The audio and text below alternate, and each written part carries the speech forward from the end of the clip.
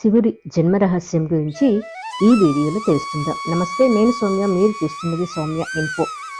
హిందూ ఇతిహాసాల ప్రకారం పరమశివుడిని వినాశకారుడు అని భావిస్తారు. త్రిమూర్తులలో ఆ మహాదేవుడికి ప్రత్యేక స్థానముంది. త్రిమూర్తులలో మరో ఇద్దరు బ్రహ్మ, విష్ణువు. బ్రహ్మ సృష్టికర్త కాగా విష్ణువు రక్షణకారుడు.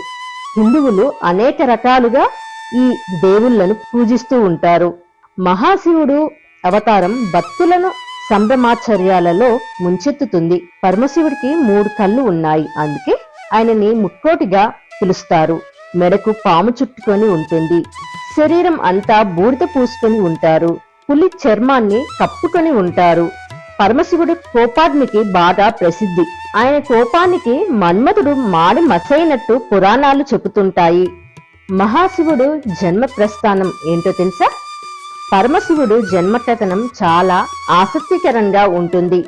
హిందువుల ప్రకారం ఒకనాడు మహావిష్ణువు, బ్రహ్మదేవుడు ఒక విషయమై తీవ్రంగా వాదించుకుంటున్నారు. ఇద్దరిలో నేను గొప్ప అంటే నేను గొప్ప అని అనుకుంటున్నారు. శక్తి వంతుల్లో ఎవరికి వారే అన్నట్టుగా మాటల యుద్ధం మొదలు పెట్టారు. ఇంతలో వారి మాటలకు అడ్డుకట్ట వేస్తూ ఒక స్తంభం ప్రత్యక్షమయ్యింది. అది అంతకు అంతా పెరుగుతూ పోతుంది. ఇద్దరికి అది ఏమిటో అని ఆశ్చర్యం కలిగిస్తూ ఉంటుంది. ఆ స్తంభం మొదలు చివర కనిపించటం లేదు. ఆకాశపు అంచులను చీల్చుకుంటూ వెళ్ళింది. భూమిలోనూ అదే పరిస్థితి. దీని సంగతేంటో చూద్దామని ఇద్దరూ నిశ్చయించుకున్నారు. బ్రహ్మదేవుడు పక్షిగా మారి పైకి వెళ్లటం ఆరంభించారు. ఇక మహావిష్ణువు అడవి పందిగా మారి భూమి లోపల వెళ్ళ ఆరంభించాడు. ఎంత వెళ్ళినా కూడా స్తంభం అంతం కనిపించలేదు. ఇలా సంవత్సరాలు అన్వేషించటం కొనసాగింది. ఇద్దరూ ఎంతో అలసిపోయి తమ తమ స్థానాలకు వచ్చి కలుసుకున్నారు. అక్కడికి చేరుకున్నాక మహాశివుడు దర్శనమిచ్చారు.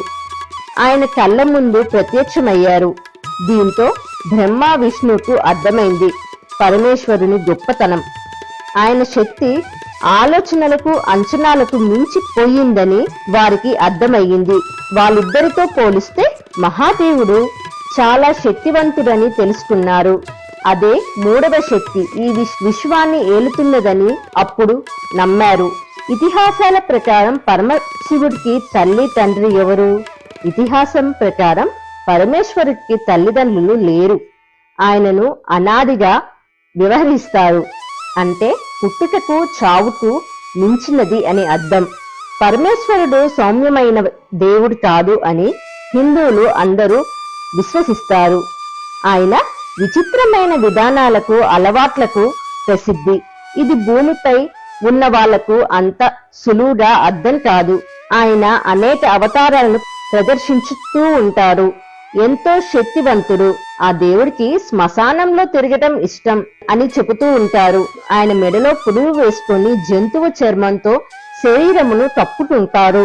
భక్తుల ప్రకారం పరమశివునికి కోపం వస్తే తట్టుకోలేరు. అయితే హిమాలయాల్లో ఆయన గంటలు గంటలు ప్రశాంతంగా ధ్యానం చేసుకోగల తపస్వి. ప్రశాంతతతో పాటు కోపగుణం కూడా ఆయనలో మెండి.